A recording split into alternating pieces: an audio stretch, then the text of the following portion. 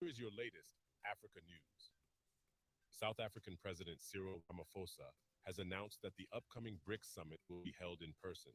This means that all heads of state from the BRICS countries, including Russian President Vladimir Putin, will be physically attending the summit. We are going to have a physical BRICS summit, and all of us are committed to having a summit where we will be able to eyeball each other. We have not held a physical summit for quite a long time, almost 3 years now, and so sorry to disappoint you. It's not going to be virtual. As the current chair of the BRICS, South Africa is playing a crucial role in promoting cooperation and collaboration among the member countries, which include Brazil, Russia, India, China, and South Africa. The aim of the BRICS alliance is to challenge the global dominance of the United States and European nations and provide a platform for emerging economies to have their voices heard on the international stage. Despite facing accusations from the International Criminal Court, ICC, President Putin has been invited to attend the summit, highlighting the importance of dialogue and engagement among nations. South Africa's commitment to hosting a physical summit demonstrates their dedication to fostering personal connections and meaningful discussions. It is worth noting that South Africa, like many other African countries, has taken an impartial stance on Russia's invasion of Ukraine. The country believes in pursuing peace through diplomatic means and has actively engaged in efforts to broker peace between Kyiv and Moscow. Last month, President Ramaphosa led a historic African peace delegation consisting of representatives from countries such as the Republic of Congo, Egypt, Senegal, and Uganda, showcasing Africa's commitment to resolving conflicts and promoting stability. The BRICS alliance has received significant interest from African nations, with more than a dozen expressing their desire to join. Countries like Algeria, Ethiopia, Egypt, Nigeria, Sudan, and Zimbabwe have officially shown interest in becoming part of this influential group. This presents a promising opportunity for increased collaboration and development within the African continent. Overall, the physical BRICS summit and Africa's active involvement in promoting peace and cooperation signify positive developments for the region, fostering strong ties and opportunities for growth. Let us know in the comments below if you found this video informative. Please show your support by liking and sharing this video for the YouTube algorithm. Don't forget to subscribe and hit the notification bell to receive updates on our latest videos. And always remember, Africa is watching. Here is your latest Africa news. African migrant boat carrying 200 is now missing and nobody cares. A desperate situation is unfolding off the coast of the Canary Islands. Hundreds of African migrants, including numerous children, are missing. The migrants were aboard a fishing boat that departed from Kafountine, a coastal town in southern Senegal, located approximately 1,700 kilometers away from Tenerife, one of the Canary Islands. These islands are an Atlantic territory of Spain, located off the coast of Morocco and Western Sahara. Disturbingly, 2 additional boats carrying dozens of people are also reported missing, according to the aid group Walking Borders, which has alerted authorities to the dire situation. This distressing news arrives shortly after Europe witnessed one of the deadliest migrant shipwrecks in the Mediterranean, where an overcrowded trawler with over 700 migrants sank off the Greek coast. Despite hundreds of confirmed deaths reported by the United Nations, there was not much Western media coverage of the story.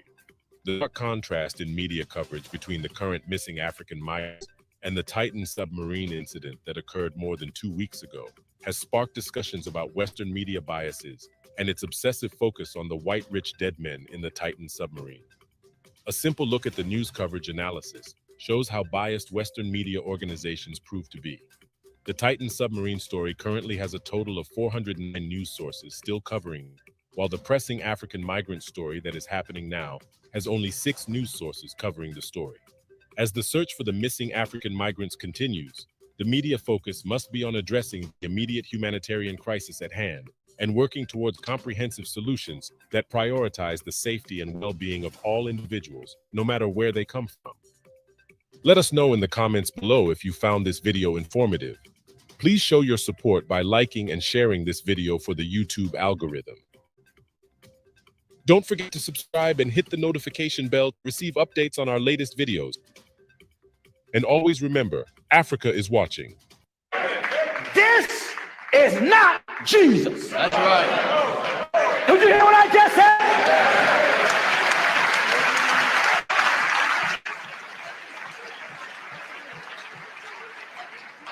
He ain't Jesus. No. And he's sure ain't Jesus. That's right. Welcome to Candid Africa, truthful and unapologetic. I want to say, well, what that got to do with it, Pastor Jennings? Satan have used symbolism, Right. have used imagery and symbolism Yeah. to trick the ignorant Yeah. and to promote wickedness. Yeah. Now, when I preach against racism, some white brothers write me and said, no, you kind of sound, I kind of hear some racism in your voice. You know how, now listen, don't try to flip the script. When I preach against racism, you don't hear racism in my voice, you hear truth in my voice. That's right. Now, this have no place No place. in God's house. Amen. This is not Jesus. That's right. Did you hear what I just said?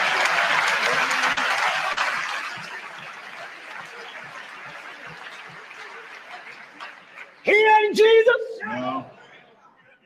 and he sure ain't Jesus. That's right.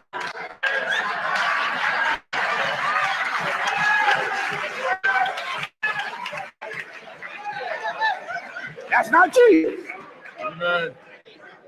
Now, the Europeans took this. Yeah. Oh, I'm going to hit hard.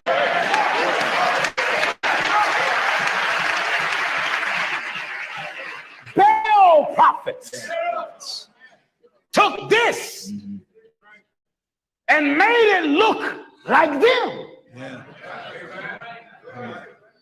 And then use scripture. Servants, obey your masters. That's right. And taking that scripture, they manipulated and made themselves that master that the Bible was talking about. That's right. So if you want to talk about terrorism,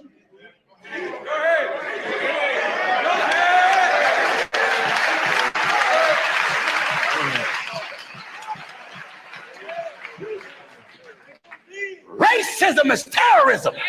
Amen. If you got me looking up to white people Go ahead. to think they are superior and look down at myself as a black man to teach me that I'm inferior, that is terrorism. Terrorism. All right, listen.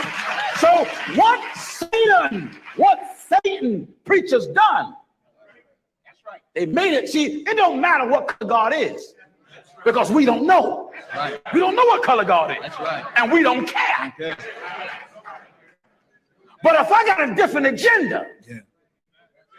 and I see that you are religious, Yeah. I got to manipulate religion to see what I can get out of you. So Satan messengers made Jesus white. Yeah. And some made him black, some made him yellow, some made him brown. But the majority made him white. That's right. And what they did with the so-called white Jesus was use imagery so people of color can look at the preacher, then look at the image, and notice that the preacher in the image resemble. That's right. And then make them believe that bowing to Jesus is bowing to the preacher. That's right. That's why you people still bow to the Pope. Yeah. That's right. That's right. We bow to no man. Amen. Now, Many of you have this in your church Yeah. and in your house. Yeah. Some of you go and kiss the picture. Yeah. Some of you say that the eyes of statues and pictures cry blood. Yes. Some of you are bowing in the name of the Father, in the name of the Son, Yeah. in the name of whose son is this? Whose son is that? I mean, whose son is this fella? That's right. This is Baal's son. Baal's son. This is the devil's son. This is the son of a liar. That's right. You would say, oh, he called Jesus a liar. That's not Jesus. That's not Jesus.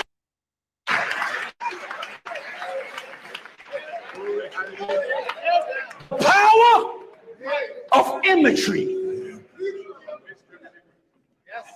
It brands something in a person's mind.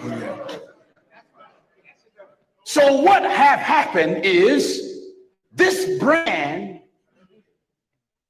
have made bigots in the past feel justified in slavery. That's right. And one of the methods used to take the fight out the slave is to hold this brand in front of them. That's right. And because the slave didn't know the scripture, the learned European misinterpret scripture and said, obey your master. That's right. That's right. That's right. Listen, viewers, this are symbols of terrorism. That's right.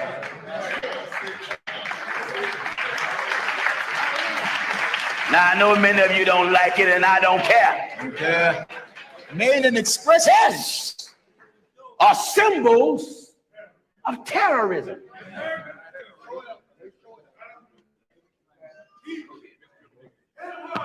The scripture that the European used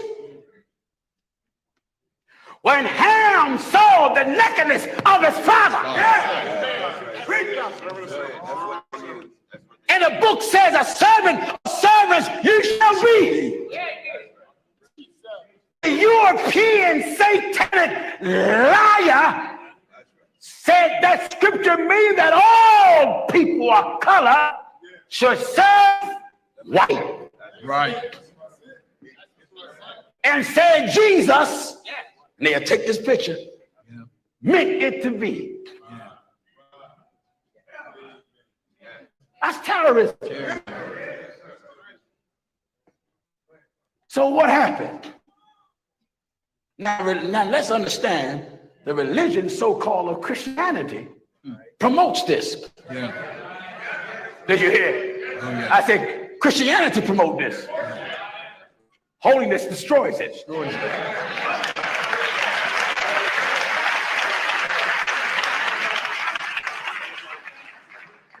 I don't want none of my white brothers and white sisters writing me. Pastor Jennings, you sound like you hate white folk. No, I hate wickedness. Yeah. I don't care who. Listen, white supremacy is no better than black supremacy. I don't believe in no supreme race. I believe in only one supreme God. That's right.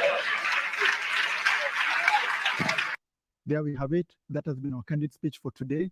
Please feel free to give your opinions in the descriptions below. On this show, we don't tell you how to think or manipulate you. Everybody is open to air their opinion, what you think about the speech. Did you love it? Did you like it? Do you disagree with it? Do you agree with it? Please let us know in the comments below. That's important. Discussing these issues is very important. So now with that said, please make sure to like, subscribe, and hit the notification bell. Share this video with friends and family. It's the best way for YouTube to spread this video further, okay? So it's been me, Mikey Mushi from Tunacheki. And always remember, Africa is watching.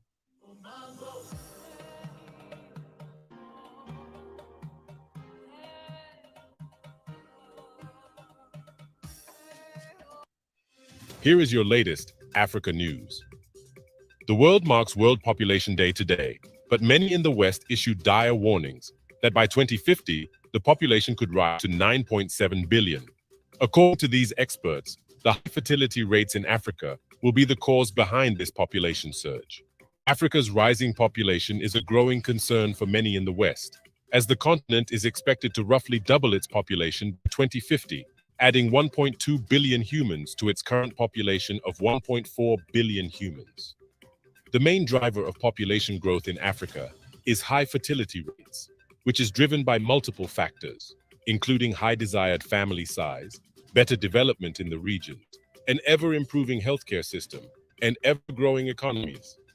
These latest statistics seem to greatly trigger many in the West who are experiencing a huge population collapse. This has led some Western policymakers to go full racist and even call for an outright culling of Africans. Just recently, the newly elected Finnish government was plunged into scandal after one of its key ministers, Vilhelm Junnila, was forced to resign after it emerged he had called for Finland to support abortions in Africa to combat the climate crisis. Junnila, who was the economic affairs minister at the time, was one of 19 cabinet members who wrote at the time that it would be justified for Finland to shoulder its responsibility by promoting climate abortion, which he claimed would be a great leap forward for humanity. Several African countries have been for decades receiving funding from intergovernmental organizations, NGOs, and philanthropic billionaires to adopt national population policies aimed at reducing population growth in their countries. These policies aim to lower fertility rates and improve access to family planning services. Michael Herman, the economic advisor with United Nations Population Fund, warned, "A growing population, of course, poses a challenge in some areas. Many countries have set forth very ambitious development goals.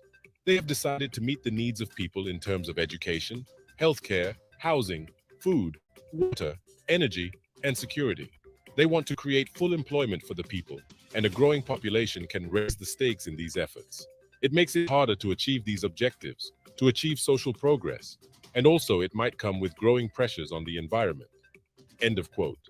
So as the world marks World Population Day today, it is clear that the world has its eyes set on Africa's ever-growing population. Let us know in the comments below if you found this video informative. Please show your support by liking and sharing this video for the YouTube algorithm. Don't forget to subscribe and hit the notification bell to receive updates on our latest videos. And always remember, Africa is watching. I said, Mzare, you just, the NGOs were not happy with me, but I'm not convinced that the problem of Africa is population. In fact, the problem of Africa has been underpopulation. Welcome to Candid Africa, truthful and unapologetic. The population of Africa now is 1.3 billion. But the population of India is still slightly bigger than the population of Africa, in spite of Africa being 12 times bigger than India. And that's why, when we came into government, I never believed the line that population control, you have never heard me talking about that. For me, I said, Mzare, you just, the NGOs were not happy with me, but I'm not convinced that the problem of Africa is population. In fact, the problem of Africa has been underpopulation. There we have it. That has been our candid speech for today. Please feel free to give your opinions in the descriptions below. On this show, we don't tell you how to think or manipulate you. Everybody is open to air the opinion, what you think about the speech. Did you love it? Did you like it? Do you disagree with it? Do you agree with it? Please let us know in the comments below. That's important. Discussing these issues is very important. So now with that said, please make sure to like, subscribe, and hit the notification bell. Share this video with friends and family. It's the best way for YouTube to spread this video further, okay? So it's been me, Mikey Mushi from Tunacheki. And always remember, Africa is watching.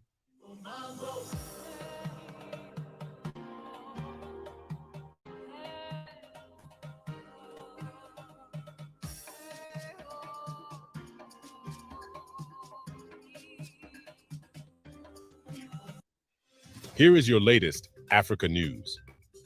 Iran's president starts Africa visit in Kenya to boost relations in face of illegal U.S. sanctions.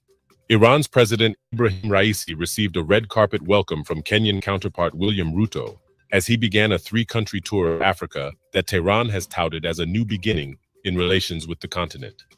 Raisi's trip to Africa, which will also take him to Uganda and Zimbabwe, is the first by an Iranian president in more than a decade and represents a bid to diversify economic ties in the face of illegal U.S. sanctions. This visit by President Raisi is particularly noteworthy, as it marks the first time an Iranian president has traveled to Africa in over a decade. The tour encompasses not only Kenya, but also Uganda and Zimbabwe, underscoring Iran's commitment to expanding its partnerships and collaborations in the region. During bilateral talks, President Ruto shared that Iran has agreed to support Kenya's endeavors in manufacturing, healthcare, and the blue economy through research and technology. Kenya, eager to enhance its trade volumes with Iran, is closely collaborating with Tehran to facilitate the export of various agricultural products such as tea, meat, and more, positioning Iran as a crucial gateway to Central Asian countries. Raisi was welcomed by an honor guard at Kenya's presidential palace before joining Ruto for a meeting. A video posted on social media by Kenya's presidency showed. Raisi is expected to next fly to Uganda to discuss trade and bilateral relations with President Yoweri Museveni, and then to Zimbabwe. Iran's endeavor to garner diplomatic support reflects its earnest efforts to alleviate international isolation. Ahead of the tour, Nasser Kanani, the spokesperson for the Iranian Foreign Ministry, expressed optimism that this three-day visit to Africa would serve as a catalyst to reinforce economic and trade ties with African nations. Kanani highlighted the shared common political views between Tehran and the African continent, fostering a promising environment for collaboration. In an ever-growing multipolar world, Iran's trade with African countries is expected to surpass $2 billion this year, exemplifying the increasing significance of their partnerships. As the tour progresses, we anticipate further developments in the strengthening of relations between Iran and Africa, opening new avenues for cooperation and mutual prosperity. Let us know in the comments below if you found this video informative. Please show your support by liking and sharing this video for the YouTube algorithm. Don't forget to subscribe and hit the notification bell to receive updates on our latest videos. And always remember, Africa is watching. Here is your latest Africa news. Arab League's interference in Ethiopian dam dispute raises major red flags. The involvement of the Arab League in the ongoing dispute over the Grand Ethiopian Renaissance Dam, commonly referred to as the GERD, has been met with criticism, as it is seen as an interference in Africa's development. The GERD, a major hydroelectric project on Ethiopia's Blue Nile River, aims to address the country's economic challenges and power shortages. However, Egypt has opposed the project, expressing concerns about its water share and claiming the dam poses a threat to its security. Negotiations facilitated by the African Union, AU, have been underway among Egypt, Ethiopia, and Sudan, with the goal of reaching a mutually beneficial agreement on the dam's filling and operation. Yet, Egypt's recent emphasis on internationalizing the issue and seeking intervention from the Arab League and the United Nations has undermined the ongoing AU negotiations. Critics argue that the Arab League should not assume the role of spokesperson for Egypt, and question why Africa's issues cannot be resolved without external interference. Notably, Ethiopia, which is not a member of the Arab League, finds itself at the center of the dispute, leading to concerns that the League's directives to non-member countries violate African sovereignty. Egypt's claims that the dam's construction is unilateral have been refuted, with proponents of the GERD emphasizing that it is a hydropower dam designed to regulate water flow without consuming it. Ethiopia asserts its rights to develop infrastructure projects and utilize Nile waters in a fair and equitable manner. Ethiopia challenges Egypt's historical claims to the Nile and emphasizes that there are no international treaties limiting Ethiopia's right to use Nile water. Furthermore, Egypt's recent reversal in its support for the dam, despite its previous endorsement through the Declaration of Principles, DP, has raised eyebrows. Ethiopia maintains that it has the right to construct the dam and highlights the extensive consultations and safety measures undertaken throughout the project's development. The Ethiopian government has also highlighted the significance of the GERD for Ethiopia's development and its potential benefits for neighboring countries like Djibouti, Kenya, and Sudan. Proponents say the dam will provide electricity, protection against floods, and improved water management, ultimately benefiting the entire region. Additionally, the GERD contributes significantly to renewable energy generation and aligns with sustainable development goals. In conclusion, critics express concern over the Arab League's interference, advocating for African-led solutions to African problems. They call for a rejection of any attempts to obstruct the GERD project, which is viewed as vital for Africa's socio-economic transformation. The dispute raises broader questions about the African Union's role and the need to maintain African sovereignty in resolving regional challenges. Let us know in the comments below if you found this video informative. Please show your support by liking and sharing this video for the YouTube algorithm. Don't forget to subscribe and hit the notification bell to receive updates on our latest videos. And always remember, Africa is watching. Here is your latest Africa news. The Iranian president, Ebrahim Raisi, has visited Uganda as part of a diplomatic push to break the country's isolation. The Iranian leader received a red carpet welcome from his Ugandan counterpart, President Yoweri Museveni, as he continued his three-country mission of Africa that Tehran has touted as a new beginning in relations with the continent. In his speech, Raisi criticized Western nations, accusing them of promoting homosexuality as a way for population control. Having the culture of establishing and forming a family and at the same time the culture of genuineness is another common point between Iran and Uganda. We pay great attention to the issue of establishing families, and we believe that it is a fundamental principle. The West is today trying to promote the idea of homosexuality, and of course by homosexuality they are trying to end the generation of human beings, and at the same time they are acting against the inherence and the nature of human beings. I believe that this issue and these strong attacks by the West against the establishment of families and against the culture of the nations is another area of cooperation for Iran and Uganda. Raisi's trip to Africa, which will also take him to Zimbabwe, is the first by an Iranian president in more than a decade and represents a bid to diversify economic ties in the face of illegal U.S. sanctions. This visit by President Raisi is particularly noteworthy, as it marks the first time an Iranian president has traveled to Africa in over a decade. The tour encompasses not only Kenya, but also Uganda and Zimbabwe, underscoring Iran's commitment to expanding its partnerships and collaborations in the region. Iran's endeavor to garner diplomatic support reflects its earnest efforts to alleviate international isolation. Ahead of the tour, Nasser Kanani, the spokesperson for the Iranian Foreign Ministry, expressed optimism that this three-day visit to Africa would serve as a catalyst to reinforce economic and trade ties with African nations. Kanani highlighted the shared common political views between Tehran and the African continent, fostering a promising environment for collaboration. In an ever-growing multipolar world, Iran's trade with African countries is expected to surpass $2 billion this year, exemplifying the increasing significance of their partnerships.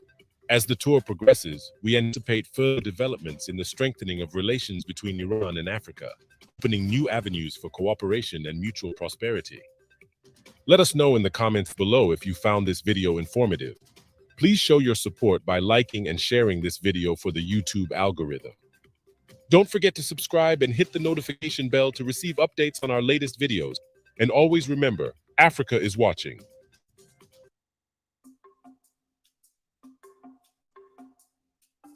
Africa is a continent full of beauty. Its beauty can be seen through its places and its people.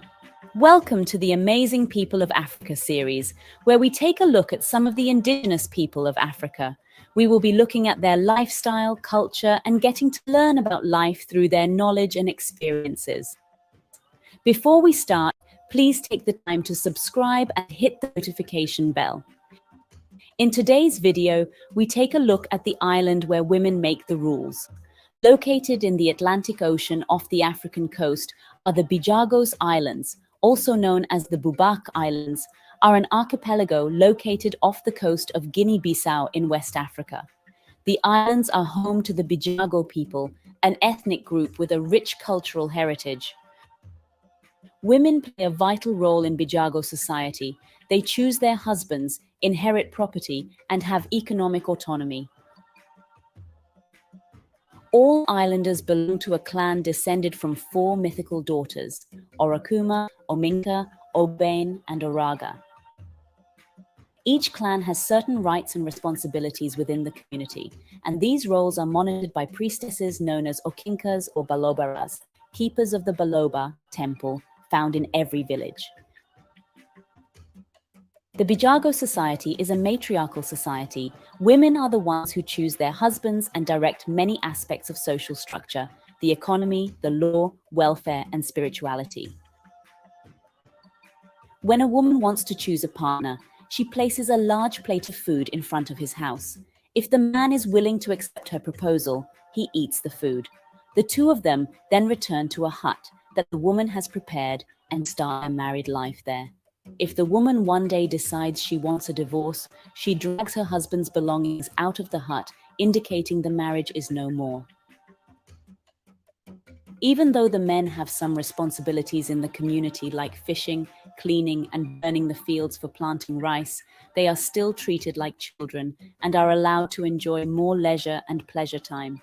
Meanwhile, the women are in charge of housework, cultivation of crops, covering the houses with straws, educating the children, and taking care of the village temple. The sacred realm is writ large in all aspects of Bijago life, with ritual and ceremony an essential part of the everyday. There are 100 days per year associated with various ceremonies, many dedicated to maintaining harmony between the human and natural worlds. One must ask the spirits for permission before building a house, for example. Each community has forests or entire islands set aside for ceremonial use, which often dovetails elegantly with conservation goals. The Bijagos have an animistic religion and believe in reincarnation. The women are in charge of the relations with the spirit world, as the society is led by a priestess who are chosen from the maternal clan. Bijago women are also renowned for their artistic abilities and cultural practices. They create vibrant textiles using traditional weaving techniques, often incorporating symbolic patterns and motifs. These textiles are not only functional, but also serve as a form of artistic expression and cultural identity. In recent years, efforts have been made to promote education and empower women in Bijago society. Local and international organizations have supported initiatives to improve access to education for girls, aiming to break down gender barriers and promote gender equality. The women of Bijagos Island embody strength, resilience, and a deep connection to their cultural heritage. Thank you for watching, and if you haven't subscribed, please do so and hit the notification bell. If you enjoyed the video, give it a thumbs up. Also, make sure to watch our other videos, which celebrate our mama, Africa. We have the Mysteries of Africa series and the Amazing People of Africa series. Until the next video, stay safe and remember, Africa is watching. GMO wheat, every piece of corn I've ever eaten is GMO corn. So these are things that billions of years of using these products have been done. Welcome to Tunacheki's Africa React. I'm your host, Mikey Mushi, and this is the show where we go online and react to viral videos that are concerning the African continent. Before we begin, please make sure to like, subscribe, and hit the notification bell. It's the best way for YouTube to continue sharing our videos to more like-minded people like you. Okay, so today we will be reacting to this video going viral by Bill Gates when he was in Kenya a few months ago, when he was convincing Africans to all invest and plant and buy GMOs because the world has been doing it anyway, right? So let us watch this video and yeah, let's tell you why this is extremely dangerous for Africans to follow. Organic food is a small part of the market that's very expensive. But, you know, every piece of bread I've ever eaten is high productivity wheat, GMO wheat. Every piece of corn I've ever eaten is GMO corn. So these are things that billions of years of using these products have been done. So anyway, these are proven products. Nobody's trying to take something that hundreds of millions of people haven't already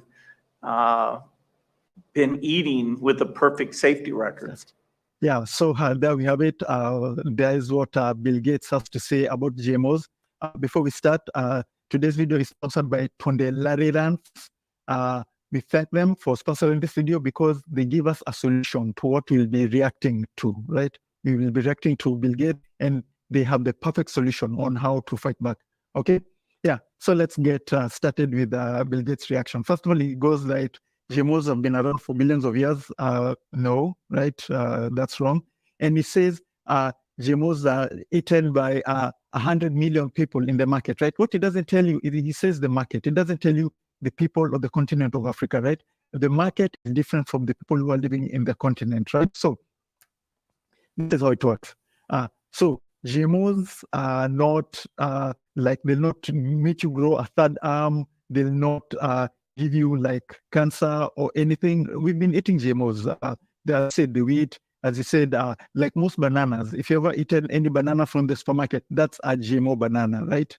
So the problem with these GMOs is that how they're controlled, who owns them, who patented them, and how they're used to control farms, like in Africa. So about 80% of farms in Africa are small-scale farms or subsistence farming where they grow what they eat plus they sell. So this involves organic farms for planting crops, for rearing animals, right?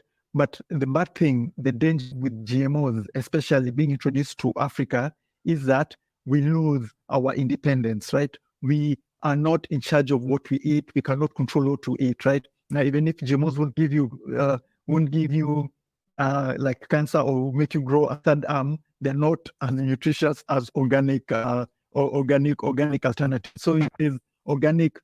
He goes on in the video and says that the organic alternative is an expensive part of a small market. He's talking about the Western market, right? In Africa, 90% of what we eat is organic. That's why we are more healthy, because organic foods are more nutritious, right? So GMOs are made to be more they grow better, faster. They use less fertilizer, less pesticides, right? That's good, right? If GMO was a free and fair technology or systems, right? So the technology of GMO is owned by billion-dollar multinational companies. So a good example is the few companies who own these GMO patents and who controls these GMOs. A good example is Monsanto. All of you know about Monsanto. They own about 90% of all GMO seeds. Bayer, right? This German company. DuPont, right? This chemical industry company. They own this patent. And what does that tell you? They control the crop, right? They give you the seeds. They make the seeds that you cannot use the seeds that grow. You have to keep buying from them. Like in America, some farms where let's say you're an organic farmer and your neighbor is a GMO farmer. The pollen, when those pollens, right, go to the farm, Monsanto can technically claim your farm as theirs. They can come and sue you and say, hey, you're stealing the intellectual property, and they win, right? So this is what you're talking about control. And why is Bill Gates in Africa with this foundation wanting us to tell all Africans to grow GMO? Not because he cares about Africa, like food security and health. No, it's because in 2010, the Bill Gates Foundation bought about 500,000 shares of Monsanto worth $23 billion, right? So this guy is here just to market his business. The foundation has nothing to do with helping Africans or caring about Africans. This is how it works, right? Simple.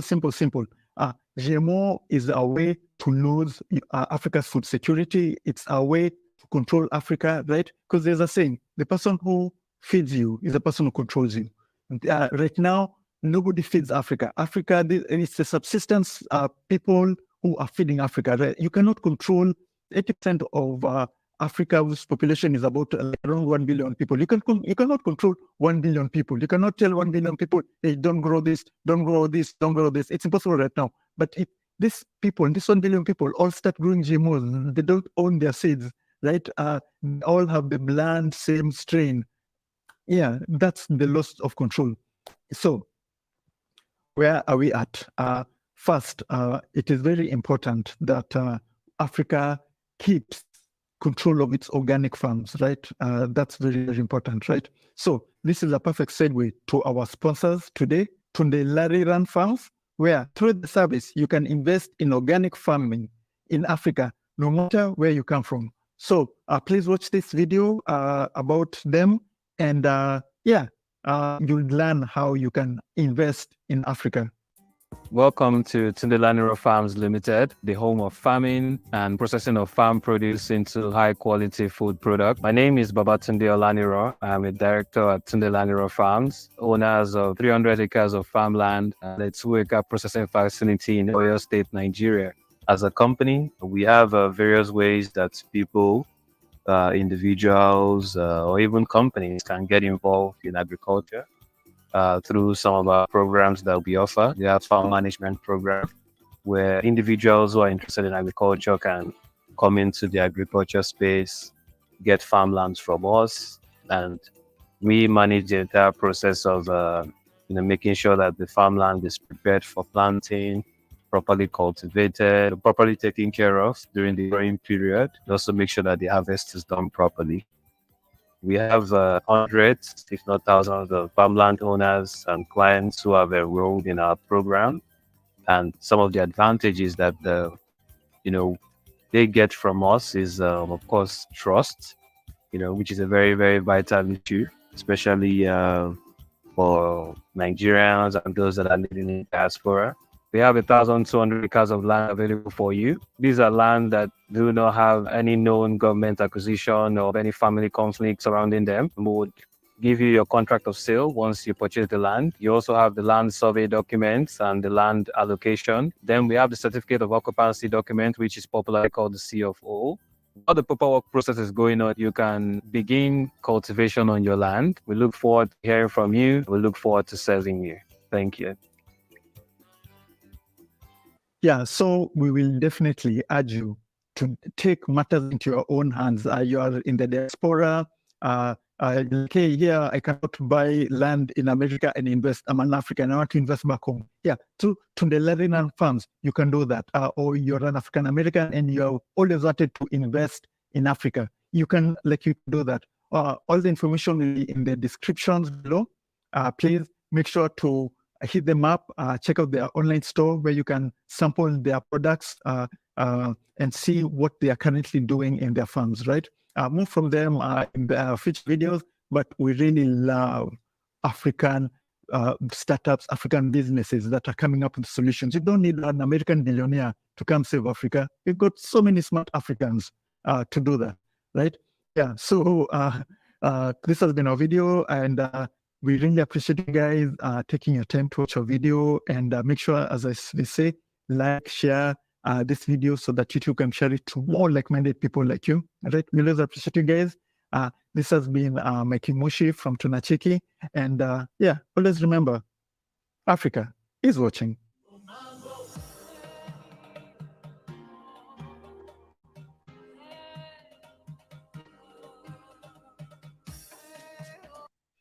Here is your latest Africa news. Oxford University offers 98 cows to Maasai families after being caught with their stolen artifacts. Critics are accusing Oxford University of offering a bribe of 98 cows to Maasai families in Kenya for artifacts that were violently stolen during the British colonization of Kenya. The sacred, culturally sensitive family heirlooms from the Maasai families were smuggled and deposited at a museum in the institution in the UK. Some critics say that the cows were offered to the families as a way to persuade them not to seek the return of the stolen artifacts. The discovery of the stolen priceless artifacts was made by a local scholar by chance. Mr. Samuel Sankiriaki, who was touring the museum in 2017, stumbled upon the stolen items. After being caught, officials from the University of Oxford then proceeded to offer the bribe to the Maasai families. The items belonged to with cows. A spokesman for families told a local newspaper that they had received the cows, but were still expecting adequate compensation for the cultural treasures. The move by the University of Oxford is seen by some observers as a bribe and an admission of responsibility in the artifact's violent theft. The University of Oxford officials, led by Prof. Laura van Broekhoven, the Director of Museum Studies, acknowledged that the institution has 148 artifacts from the Maasai community which were acquired during the colonial era, but 5 of them were wrongly taken there. When Mr. Sankiriaki visited our museum and saw the items, he fumed. He asked us why such objects were there, and that's when we realized that they had a special attachment to the community, said Prof. Broekhoven. Local leaders led by Governor Patrick Ntutu were quoted saying that, "We believe the owners were either killed or maimed before the ornaments were taken away from them." Mr. Amos Luka, a local scholar who is a member of the Pan-African Living Culture Alliance, said smuggling of artifacts belonging to indigenous communities is part of colonial atrocities that should be addressed. Our culture is alive. Such artifacts are of great significance to this community. The records are not clear, and we wonder how they were acquired, said Mr. Loika. He said the items were either stolen, owners were killed, or they were taken by force. This latest offer by Oxford University is a shocking and outrageous attempt to cover up their role in the violent theft of these artifacts. It is a slap in the face to the Maasai families who have been denied access to their cultural heritage for over a century. The University of Oxford must do the right thing and return these artifacts to their rightful owners. The clamor for the repatriation of artworks and cultural objects stolen from Africa during the colonial period has been gathering momentum in recent years. Let us know in the comments below if you found this video informative. Please show your support by liking and sharing this video for the YouTube algorithm. Don't forget to subscribe and hit the notification bell to receive updates on our latest videos. And always remember, Africa is watching. What if you go to bed one day and then your wife comes to bed with a knife and say it is her right to choose what she wants to sleep with, and then she's going to sleep next to you with a knife? Welcome to Candid Africa, truthful and unapologetic. No, I don't think Putin runs an imperialistic war, because imperialism will seek to extend its influence over others' territories. And that's not what he's seeking to do. All he's saying is that NATO cannot expand itself to a point where it threatens Russian security. It doesn't talk about encroaching on other people's sovereignty and imposing its ideological orientation on those other countries. He's saying, this is me. And when you come closer to me and put your weapons facing at my direction, you are a threat to me. And therefore, I don't want that.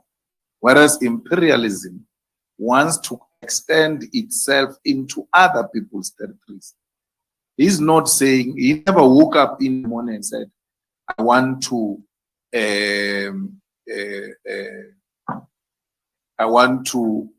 annex Ukraine and make it part of Russia. All he said is that your joining of NATO is a direct threat to Russia and undermines many other treaties which made a commitment that NATO will not extend to that particular direction.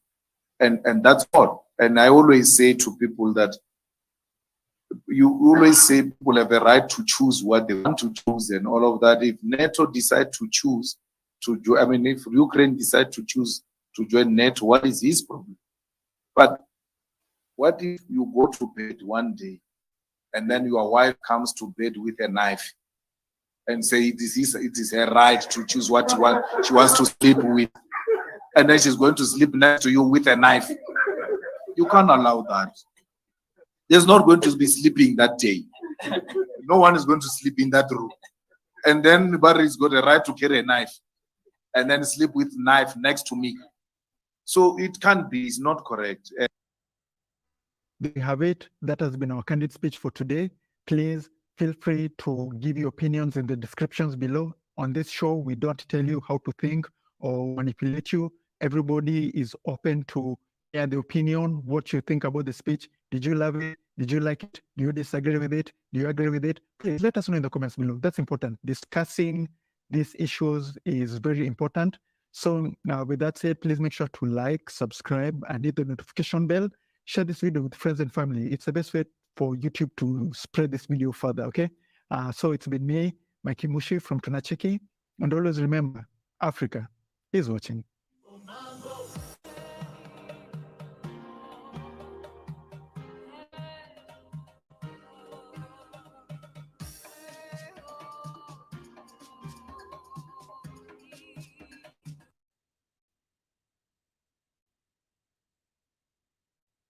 So with that said, thank you for everybody who tuned in.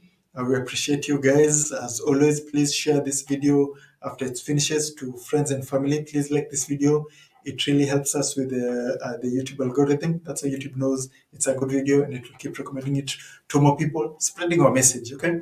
So we really appreciate you guys. And as always, it's been me, Mikey Mushi from Tunacheki, and Africa is watching. Bye, guys.